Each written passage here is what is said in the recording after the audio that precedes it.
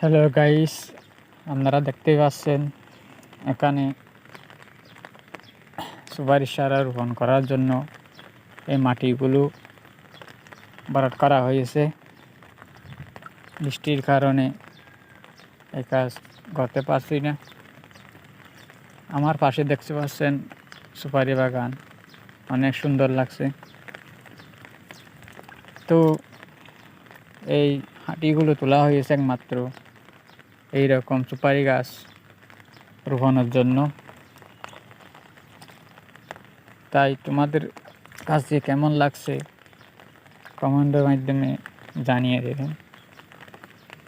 বৃষ্টির কারণে সুপারি গাছগুলো রোপণ করতে পারছি না। ইনশাআল্লাহ বৃষ্টি সেরে গেলে রৌদ্রের মধ্যে এই সুপারি গাছগুলো রোপণ করা হবে। তাই আজ পর্যন্ত এইটুকু ভিডিও আপনাদের মধ্যে শেয়ার করলাম। সবাই লাইক কমেন্ট করে সবাইকে আমার এই গড়া সুপারি গাছের রোপণ করার হাঁড়িগুলো কেমন লাগছে কমেন্টের মাধ্যমে জানিয়ে দেবেন।